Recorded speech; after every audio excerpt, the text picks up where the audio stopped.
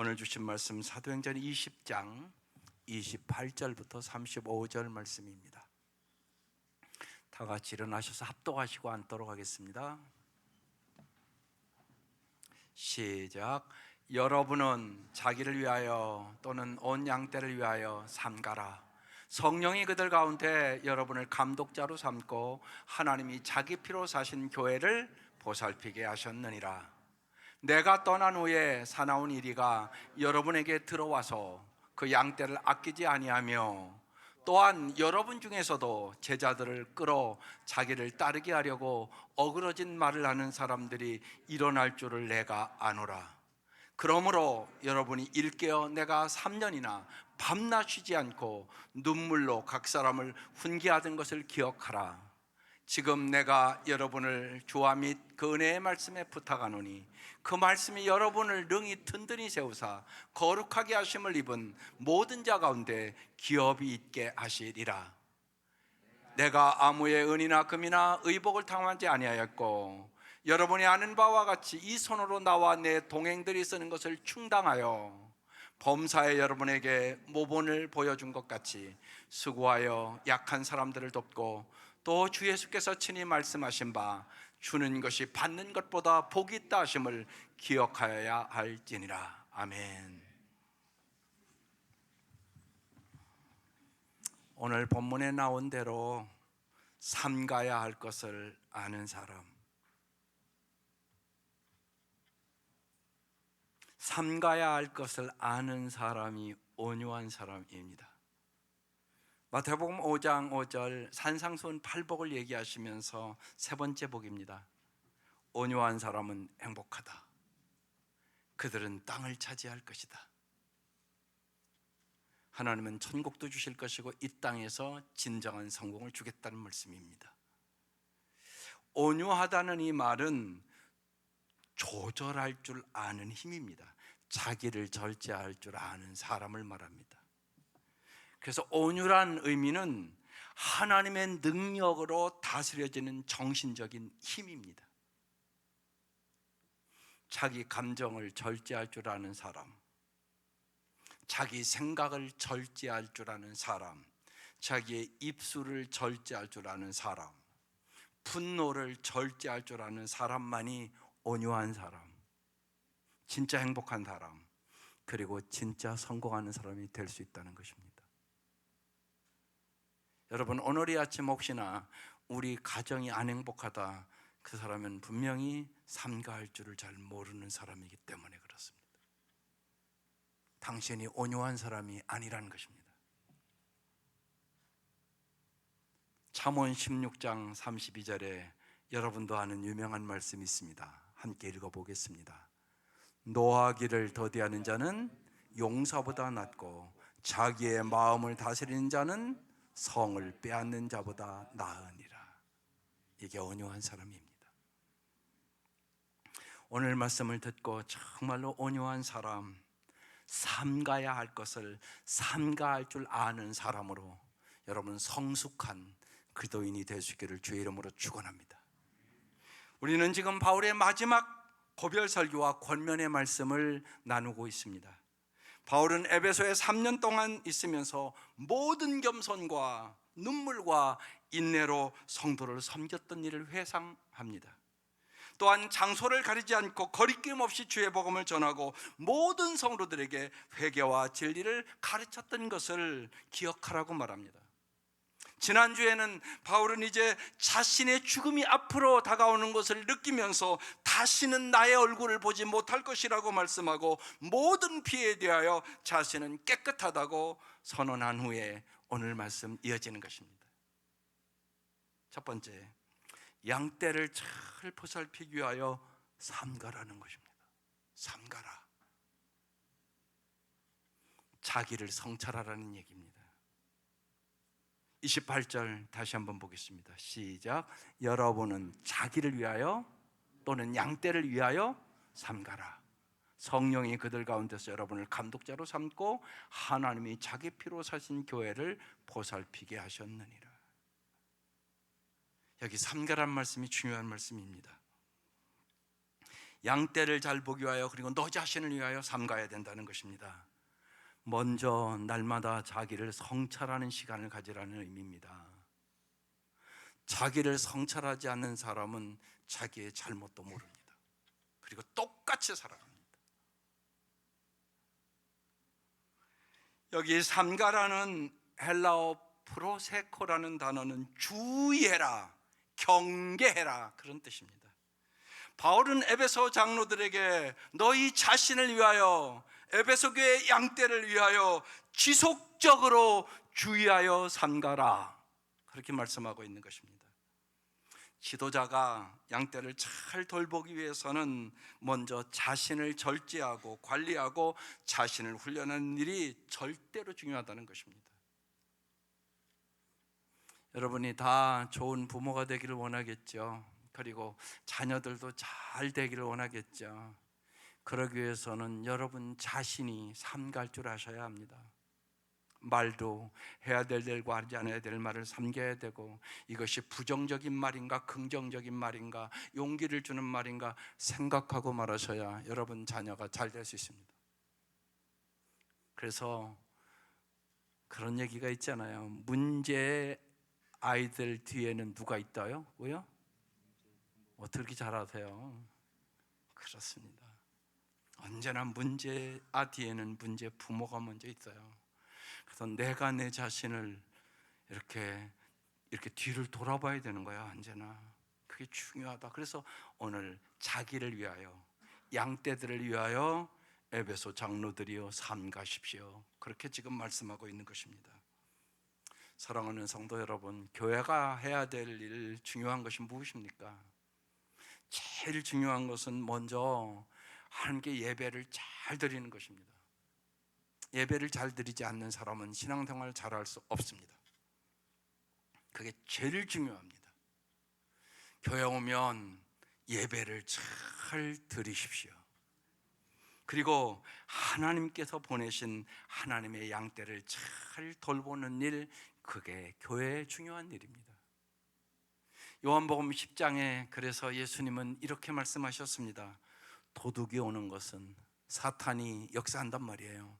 도둑질하고 죽이고 멸망시키는 것뿐이요, 내가 온 것은, 예수님이 온 것은 양으로 생명을 얻게 하고 더 풍성히 얻게 하려 함이라.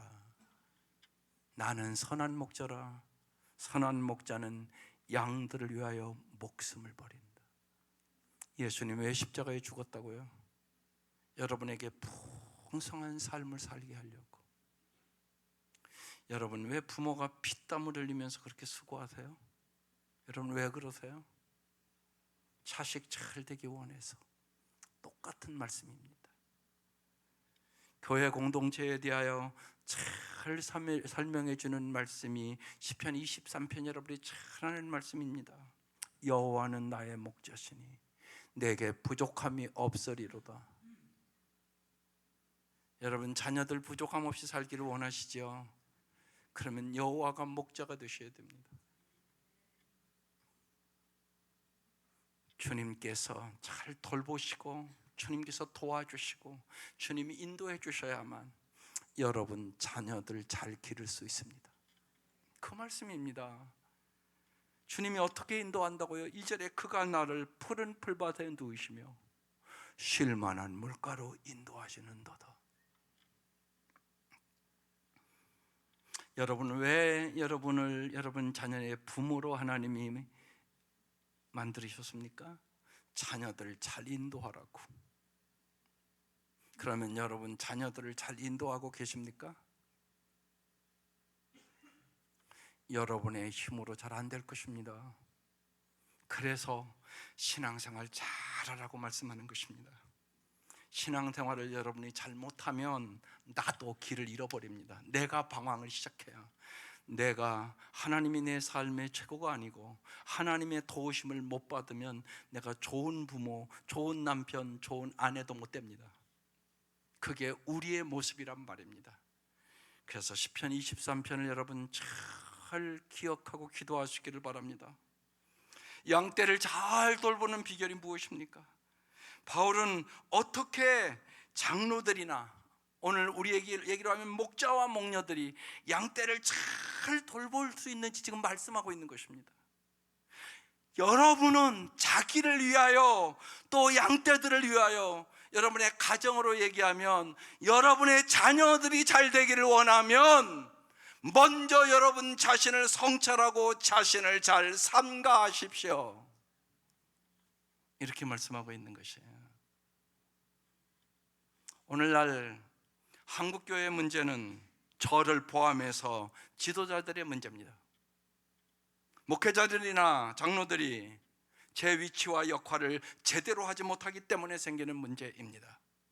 이제 28일이면 또 우리 입법총회 합니다. 감리교. 거기는 목사들과 장로들 갑니다. 그들이 잘해야 되지 않겠습니까? 자신에게 구원의 확신이 없는 사람이 어떻게 남을 구원할 수 있겠습니까? 자신에게 성령의 체험이 없는 사람이 어떻게 남을 성령의 능력으로 인도할 수 있겠습니까?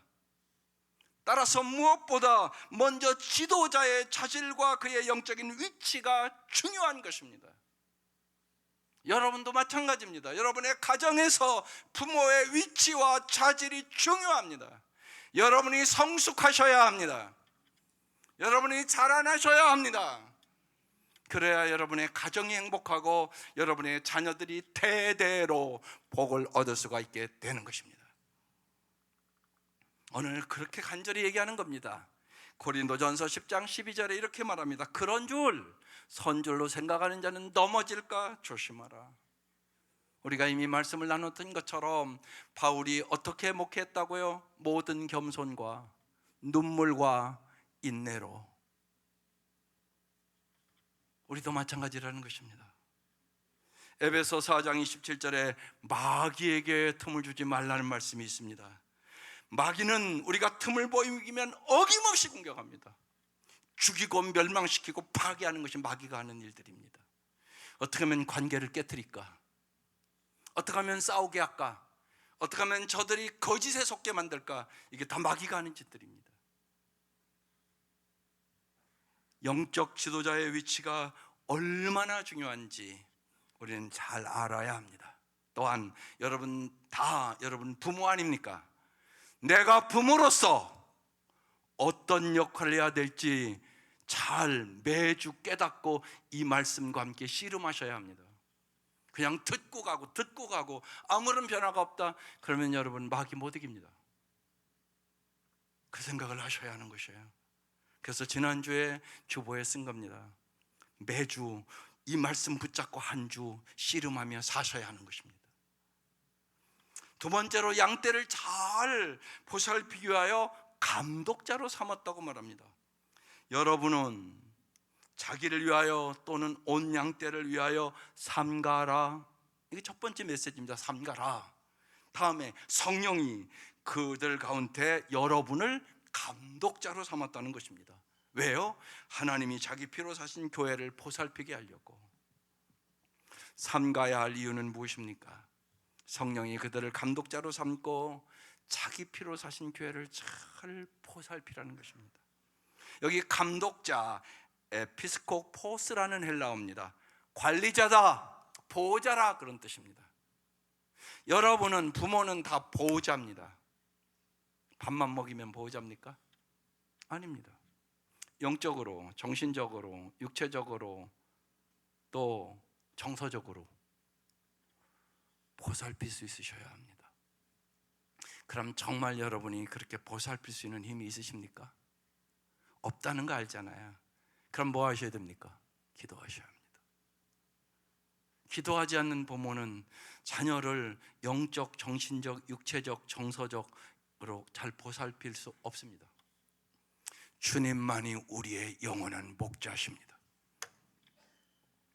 그래서 반드시 기도하는 부모가 되어야 내 자녀를 보살필 수 있습니다. 양떼들이 따라가시는 교회의 영적 지도 체제를 만들어 주셨다는 것입니다. 따라서 교회는 이 영적 지도 체제를 존중하고 존경하고 권위를 살려주어야 합니다. 이 권위가 무너진 교회는 교회로서의 역할을 할 수 없습니다.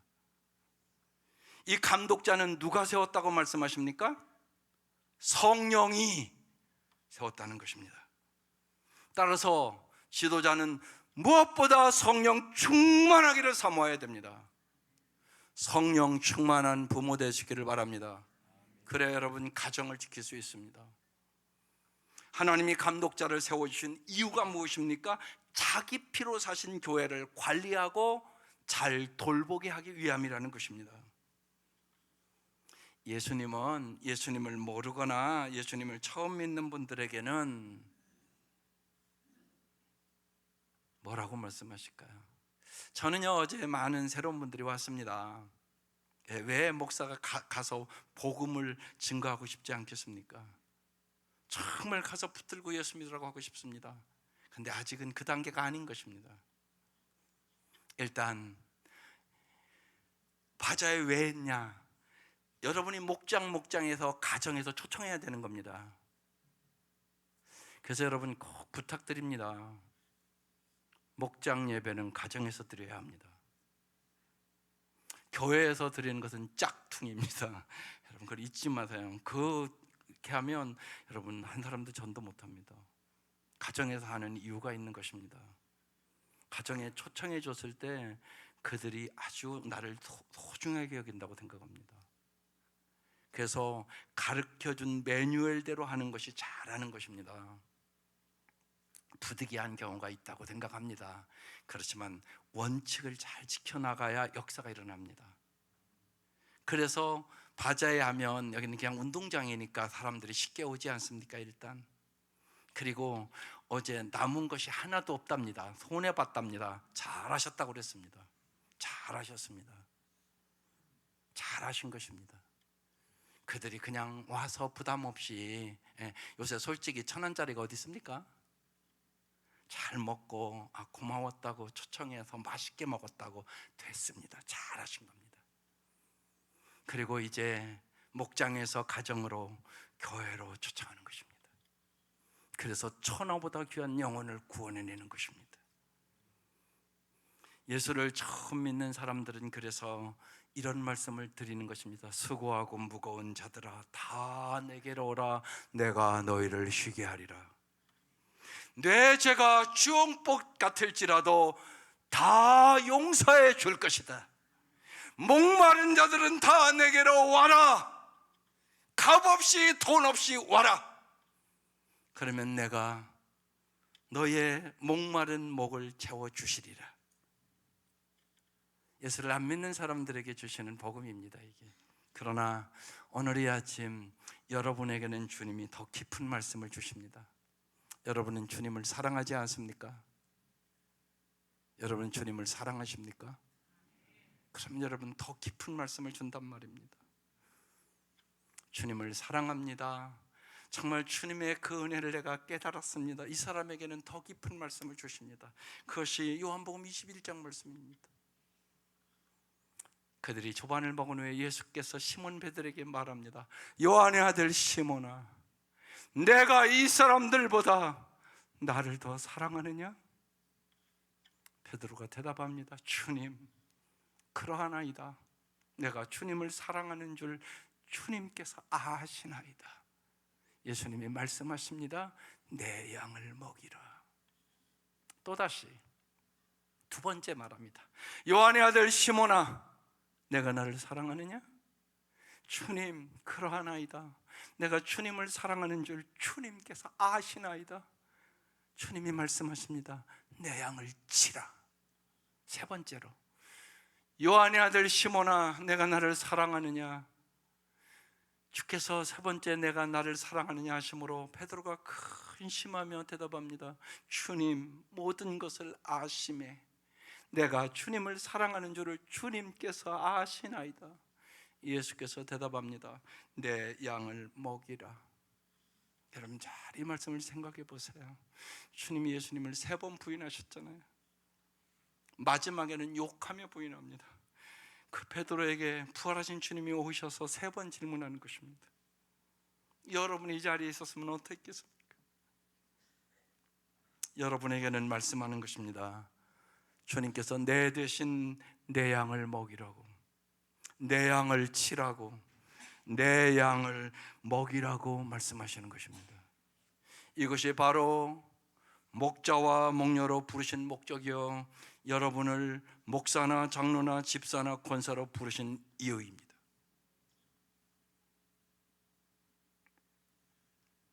세 번째로 주님의 피로 사신 교회라고 말합니다.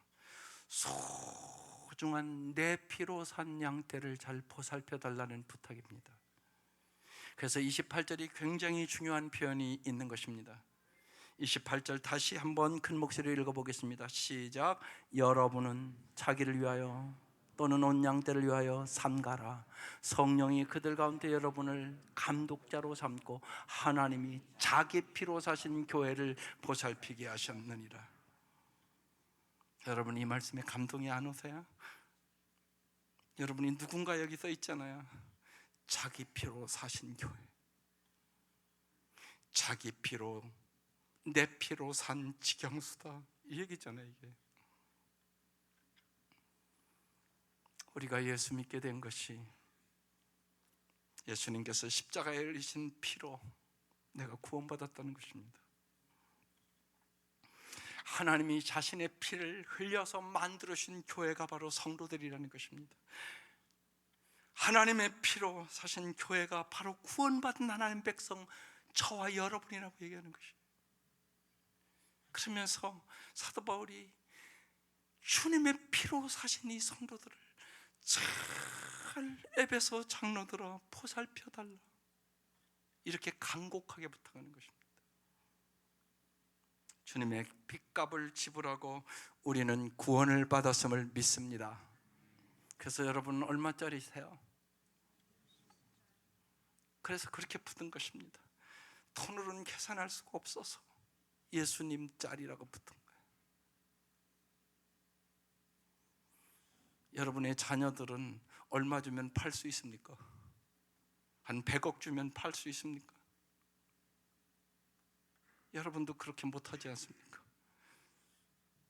그런데 오늘 우리의 사회가 이 은혜를 모르고 사람을 소중히 여기지 않고 물질을 더 소중히 여긴단 말입니다. 타락한 인간들의 모습입니다. 여러분 꼭 잊지 마셔야 됩니다. 나는 누구냐? 예수님 자리, 예수님의 핏값으로 구원받은 자. 그러면 여러분이 어떻게 살아야 될 것인가는 여러분이 알지 않겠습니까? 바울은 에베소 장로들에게 이 소중한 성도들을 주님의 핏값으로 산 이 성도들을 잘 보살펴달라는 것입니다. 이 말씀이 얼마나 간절한가를 오늘 이 아침 여러분이 성령의 감동성에 깨달아야 하는 것입니다. 여러분의 가정의 자녀들도 마찬가지란 말입니다. 그렇게 해산의 수고를 하며 여러분 죽음의 고통을 넘었으며 낳은 자식들이잖아요. 그럼 어떻게 길러야 되겠습니까? 그게 오늘 본문이란 말입니다. 바울은 교회의 본질과 양육의 사명을 이야기한 후 앞으로 이제 교회가 당면할 문제들을 이야기하기 시작합니다. 양떼를 잘 보살피기 위하여 삼가야 된다. 자신이 감독자의 위치를 잘 알고 감당해야 된다. 주의 피로 산 이 양떼들을 정말로 무엇보다도 소중히 여기며 잘 보살펴야 한다는 것입니다. 그러기 위해서 주의해야 될 것이 있다는 것입니다. 먼저는 외적인 공격이 있을 것이라는 것입니다. 29절입니다. 시작. 내가 떠난 후에 사나운 이리가 여러분에게 들어와서 그 양떼를 아끼지 아니할 거라는 것입니다. 사나운 일이 옛날 성경에는 흉악한 일이라고 써 있습니다. 이단 곧 혹은 거짓 선지자를 말하는 것입니다. 바울은 이제 자신이 죽은 후에 이단과 거짓 선지자들이 찾아와서 교인들을 미혹할 것을 잘 알고 있습니다. 그래서 에베소 장로들에게 주의하여 양떼를 보호하라고 지금 얘기하고 있는 것이에요. 그래서 여러분 잊지 마셔야 돼요. 직분자들은 날마다 여러분 큐티를 잘 해서 무장하세요. 그래서 혹시나 아직도 이제 11월, 12월 저기 매일 성경 잔뜩 남았더라고요. 큐티를 잘 못하시고 안 하시는 분들은 꼭 할 수 있기를 권고합니다. 여러분이 날마다 말씀을 보고 주의 말씀이 내 발의 등이요 내 길의 비침을 경험해야만 여러분의 자녀들과 여러분의 목장과 사랑하는 사람들을 잘 인도해 갈 수 있습니다. 베드로전서 5장 8절에 그래서 주님이 우리에게 써놓으셨습니다. 정신을 차리고 깨어 있으십시오. 여러분의 원수 악마가 우는 사자같이 삼킬자를 찾아 두루 다닙니다. 사나운 1위는 천사를 가장해서 다가와서 속이고 분열시키고 양떼를 병들게 하고 죽입니다. 양떼를 절대로 아끼지 않습니다. 양떼를 자신의 이기적인 목적으로 이용합니다. 이것을 여러분이 잘 분별할 수 있어야 하는 것입니다. 두 번째, 또 하나 내적인 공격도 있다고 얘기합니다. 30절입니다. 시작. 또한 여러분 중에서도 제자들을 끌어 자기를 따르게 하려고 어그러진 말을 하는 사람들이 일어날 줄을 내가 아노라. 여러분 잘 보세요. 지금 바울은 에베소 장로들에게 마지막 유언을 하고 있습니다. 그러면 맡겨진 소명을 잘 감당해 달라고 그 에베소 장로들에게 덕담하는 것이 마땅하지 않겠습니까? 그런데 바울은 이단이나 거짓 선지자처럼 에베소 장로들 중에서도 교인들을 미혹하여 자기 유익을 꾀하려 어그러진 말을 하는 장로들이 있다는 것입니다. 어그러지다, 디아스레포라는 헬라어입니다. 왜곡한다는 뜻입니다. 에베소 장로들 가운데 자기 유익을 위하여 자기 생각대로 하나님의 말씀을 의도적으로 왜곡하는 사람들이 여러 사람 반드시 있다는 것입니다.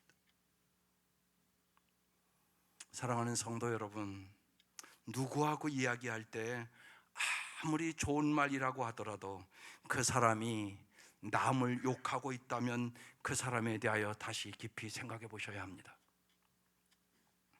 사랑하는 사람에게는 미워할 시간이 없습니다. 비판하는 것은 잘못 사용하면 그 사람을 사랑의 사람이 아니라 비판의 사람, 정죄의 사람으로 만들고 자신과 다른 사람을 파멸의 구렁텅이로 빠뜨리기 때문에 그런 것입니다. 여러분, 믿음이 뭡니까? 다시 오늘 시간 또 정의를 내립니다. 믿음은 삶의 절대 기준인 하나님 말씀 앞에서 날마다 자기를 부인하는 것입니다. 이게 믿음의 태도입니다. 그러나 죄성을 지닌 우리는 하나님을 믿는다고 하면서도 우리의 욕망을 위하여 하나님의 말씀을 다반사로 이용하거나 왜곡할 수 있다는 것입니다. 목사도 그럴 수 있습니다. 오늘 에베소 장로들 중에는 그런 사람이 있다는 것입니다. 지금 그래서 지금 말씀하고 있는 것입니다. 바울은 지금 그 위험성을 지적하고 있습니다. 그것은 자신과 주위 사람들을 동시에 망치는 길이기 때문에 그런 것입니다. 바울은 밖으로는 이단과 거짓 선지자들로부터 교인들을 잘 지켜달라고, 안으로는 자기의 유익을 위하여 자기 생각대로 자기 고집대로 교인들을 미혹하면서 하나님의 거룩한 말씀을 왜곡하려는 유혹에 빠지지 않게 하여 스스로 삼가야 될 것이라고 말씀하고 있는 것입니다. 그리고 그것을 가능하게 하기 위하여 이제부터 에베소 장로들이 무엇을 해야 할지를 자세히 설명해 주고 있습니다. 그래서 네 번째, 훈계를 기억하고 말씀에 의탁하라는 것입니다. 먼저 훈계하는 것을 기억하라고 31절에 이렇게 써놨습니다. 같이 읽어보겠습니다. 그러므로 여러분이 일깨어 내가 3년이나 밤낮 쉬지 않고 눈물로 각 사람을 훈계하던 것을 기억하라. 바울은 에베소에서 3년 동안 복음을 전하고 복음을 영접한 그도인들을 위해 밤낮 쉬지 않고 눈물로 기도했습니다. 하나님의 말씀으로 권면하던 것을 기억하고 그렇게 에베소 장로들에게 살아달라고 부탁하는 것입니다. 또한 삶을 온전히 하나님의 말씀에 의탁하라고 부탁을 합니다. 32절입니다. 지금 내가 여러분을 주와 및 그 은혜의 말씀에 부탁하노니 그 말씀이 여러분을 능히 든든히 세우사 거룩하게 하심을 입은 모든 자 가운데 기업이 있게 하시리라. 주님의 말씀에 자신을 온전히 의탁하는 사람만 말씀으로 세움을 입어 다른 사람을 말씀으로 권면할 수 있고, 또한 영원한 하나님의 기업을 이어받을 수 있다는 것입니다. 하나님의 은혜의 말씀을 깨닫고 은혜의 보좌 앞으로 나아가는 사람은 하나님이 그 인생의 주인이 되어 주십니다. 또한 하나님의 말씀대로 살려는 사람에게는 하나님께서 두 가지 은혜를 준다는 것입니다. 그 말씀이 그들을 능히 든든히 세워준다는 것입니다. 믿음은 주님과 주님의 말씀 안에서 든든히 세워지는 것입니다. 엊그제도 끊임없이 결혼하는 애들이 있으면 제가 그냥 우리 교회 안 다니는 애도 우리 성도들 자녀면 시간 있으면 오라고 그럽니다. 그럼 제가 꼭 얘기를 합니다. 진짜 행복한 삶을 살려면 예수님과 예수님의 말씀의 인생의 기초를 놔야 된다고. 그리고 두 기둥, 사랑의 기둥과 순종의 기둥을 세워줘야 한다고. 그리고 어느 집이고 집이 있으면 창문이 있지 않겠냐고. 이해와 용서의 삶이 있어야 한다고. 그리고 지붕이 있어야 한다고. 경건의 생활을 잘해야 된다고. 그러면 정말 행복한 삶을 산다고. 그것이 하나님의 결혼 설명이라고 성경은 명확하게 얘기하고 있는 것입니다.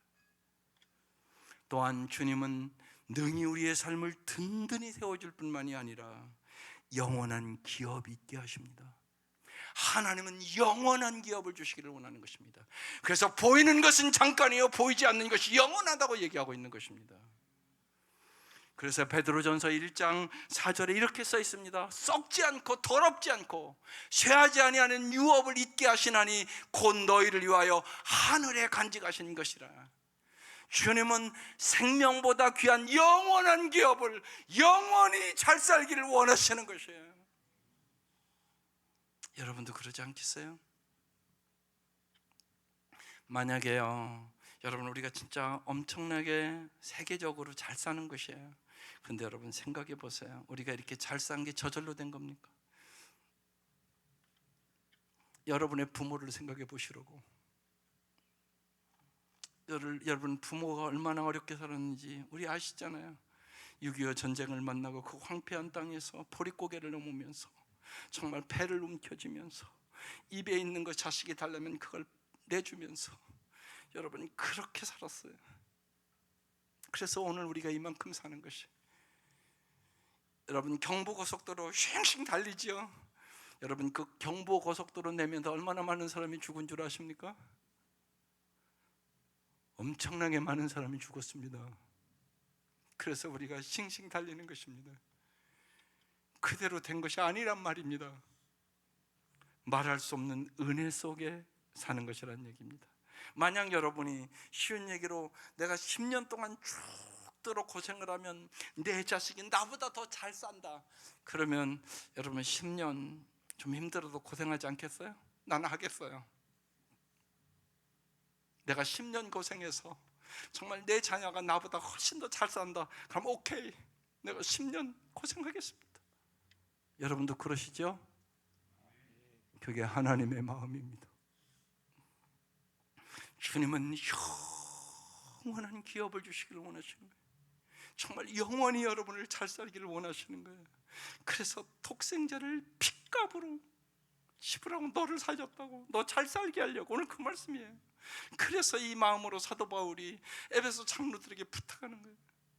좀 잘 양떼들을, 자기 피로 사신 주님의 양떼들을 보살펴달라고. 그러면서 바울은 마지막으로 내가 모범을 보여줬던 것처럼 장로들도 범사에 모범을 보이라고 말씀합니다. 33절, 내가 아무의 은이나 금이나 의복을 탐하지 아니하였고, 34절, 여러분이 아는 바와 같이 이스노로 나와 내 동행들이 쓰는 것을 충당하여, 35절, 범사에 여러분에게 모본을 보여준 것 같이 수고하여 약한 사람들을 돕고, 또 주 예수께서 친히 말씀하신 바 주는 것이 받는 것보다 복이 있다 하심을 기억하여야 할지니라. 바울은 세상의 물질을 삶의 목적으로 삼은 적이 없었다는 것입니다.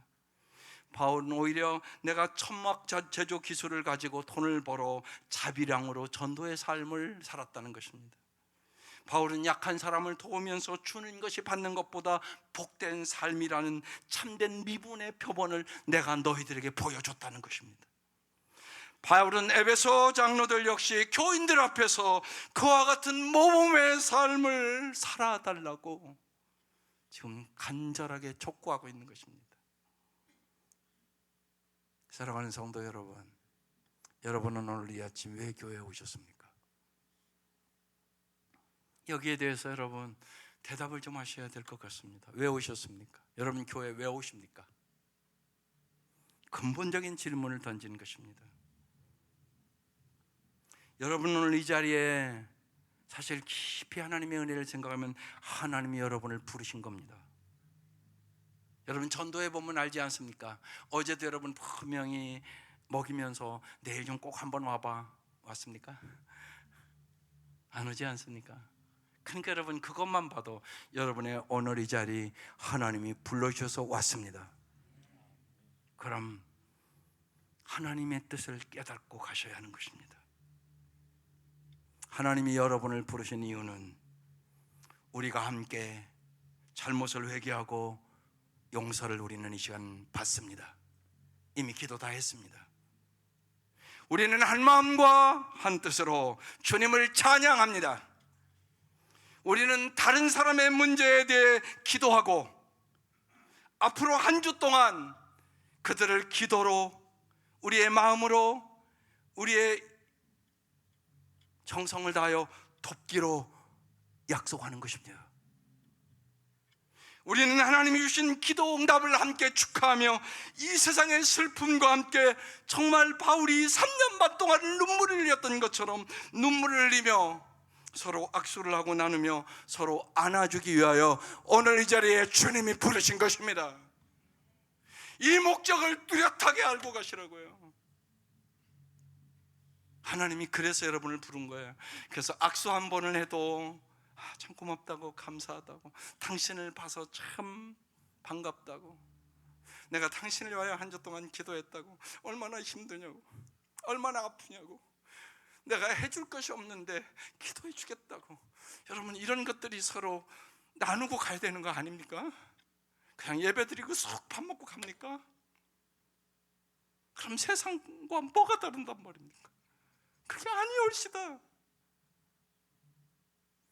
주님의 은혜와 주님의 사랑을 깨닫고 한 사람의 손을 붙들어 줘도 주님의 손을 붙드는 마음으로, 또 어렵고 힘든 내 목장 목원들 얼마나 힘들었어, 내가 한 주 동안 더 열심히 기도해 볼게, 잘 이겼으면 좋겠어, 그러면서 함께 울고 함께 기도하고 함께 위로하고 함께 안아주고 그 일을 하라고 오늘 이 아침 여러분을 부르셨음을 믿을 수 있기를 바랍니다.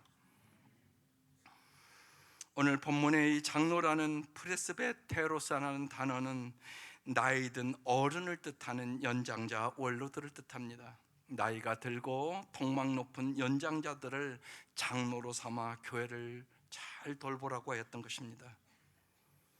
이 시대에, 사도 바울의 이 시대에 이 장로직은 계급이나 서열이 아니었습니다. 그런데 오늘날 한국 교회는 봉사를 위한 직분이 수직화되고 계급화됐습니다. 수직화되고 계급화된 인간관계 속에서는 참된 사랑이나 봉사가 불가능하고, 그런 사람이 아무리 많이 모여도 참된 교회다운 교회는 이룰 수 없습니다. 그래서 죄송하다는 마음을 제가 항상 갖지만, 우리 교회는 제가 목회를 하는 그동안 장로, 장립식 막 축하식 그런 것들을 제가 일부러 안 했습니다. 저는 한국 교회가 좀 더 새로워져야 된다고 생각하고 있는 것입니다. 꼭 기억하십시오. 교회의 장로나 권사나 집사의 호칭은 결코 계급이나 서열이 아닙니다. 과거의 봉사에 대한 보상이나 명예의 꽃다발도 아니올시다. 지금 현재 교회를 위해 봉사하는 것보다 앞으로 더더욱 교회와 교인을 돌보고 사랑하고 섬겨달라고 멍에를 씌워드리는 것입니다. 주님을 대신하여 십자가를 좀 져주십시오. 그거 부탁하는 것입니다. 그러니까 축하하는 장소가 아니란 말입니다. 십자가 지면서 여러분 꽃다발 씌워줍니까? 그런 일은 없습니다. 우리 모두 오늘 이 바울의 마지막 간절의 유언의 말씀을 마음에 새겨야만 한국교회가 새로워지고 여러분의 가정이 새로워지고 정말로 내 직장을 새롭게 변화시킬 수 있는 참된 그리스도인으로 우리는 살아갈 수 있게 되는 것입니다. 정리해 보겠습니다. 믿음의 삶은 삼갈 것을 삼가는 것으로부터 시작됨을 잊지 마십시오.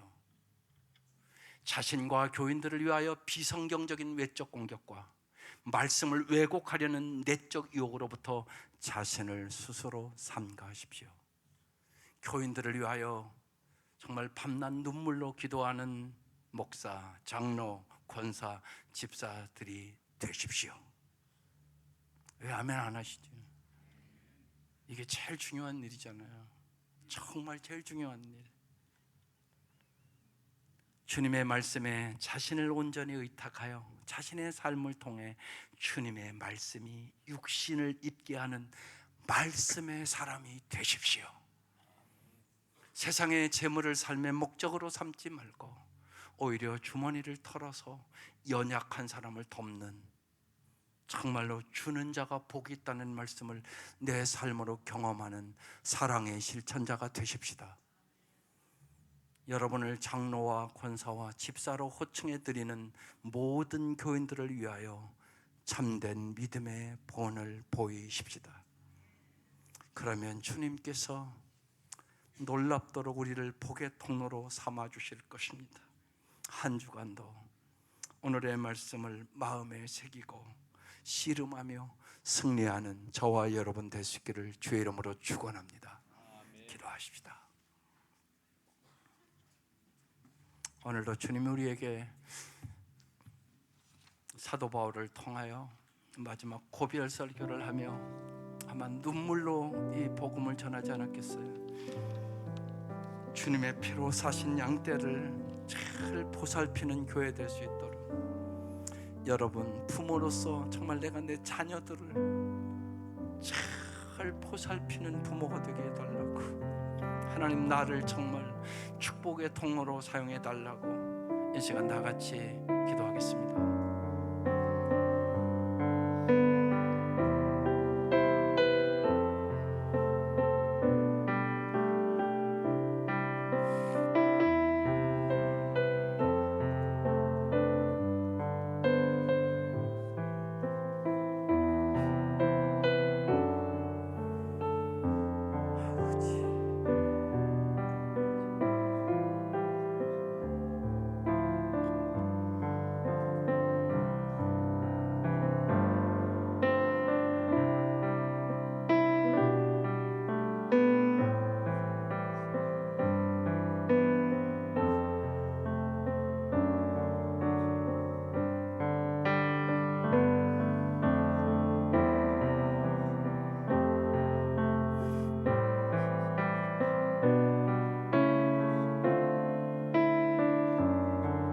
하나님 아버지, 이 아침 저희들을 불러주셔서 주님께서 저희를 온유한 사람으로 만들어 주시고자 하시니 참으로 감사드립니다. 저희들이 날마다 삼가야 할 것을 삼가할 줄 아는 사람들이 되게 하여 주시고, 하나님 저희들을 날마다 말씀의 사람으로 기도의 사람으로 삼아 주셔서 저희들을 이 땅에 살아가는 동안 날마다 축복의 통로로 살아갈 수 있도록 인도하여 주옵소서. 예수님의 이름으로 기도드립니다. 아멘.